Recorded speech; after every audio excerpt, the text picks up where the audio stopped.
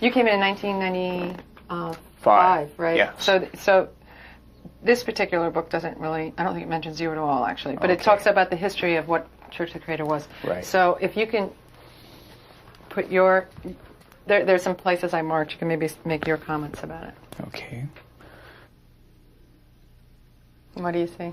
Well, you know, when I read things about plots to bomb and things of that nature, that makes about as much sense as blaming the Pope in Rome for every abortion clinic bomber.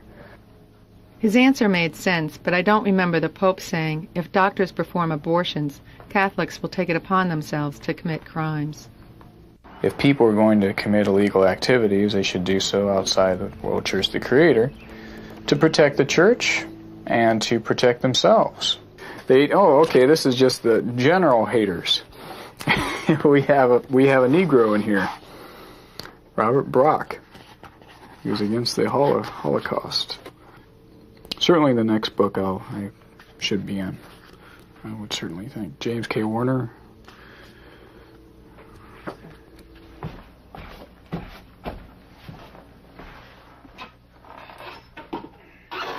Yeah, that's the lead page, facts that the government and media don't want you to know, which is our main distribution document.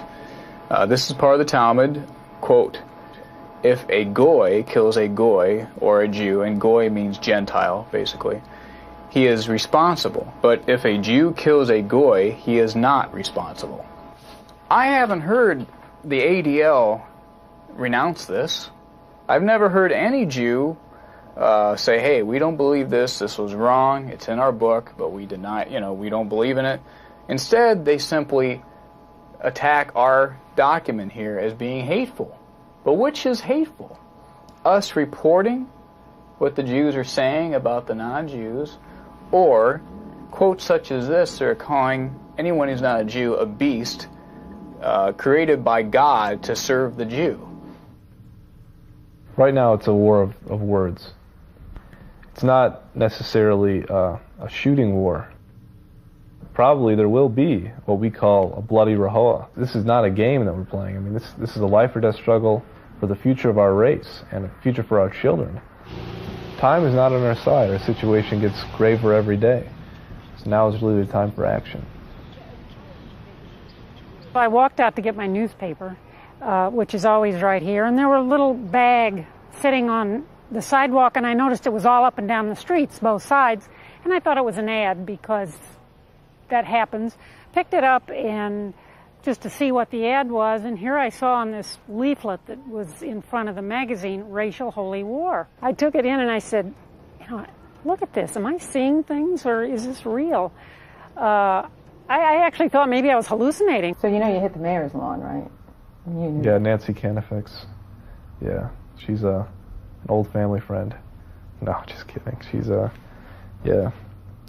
she's a bleeding heart liberal. I'm glad that we got her along.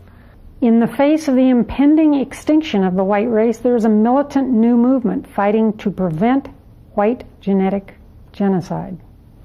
Not sure what all that means. Since 1972, the population of the white race has been steadily decreasing. In contrast, the populations of the mud races have exploded. I guess for all of us, the personal reaction is, how can our own kids be doing stuff like this? It's just not even comprehensible to me.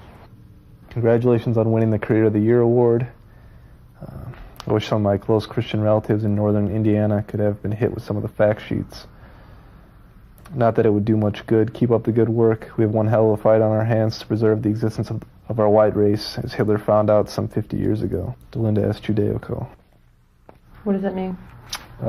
Death to Judaism.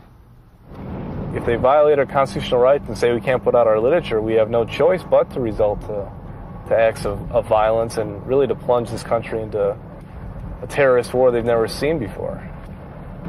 In his journal, Ben kept articles about all of the towns he'd shaken up, distributing World Church literature.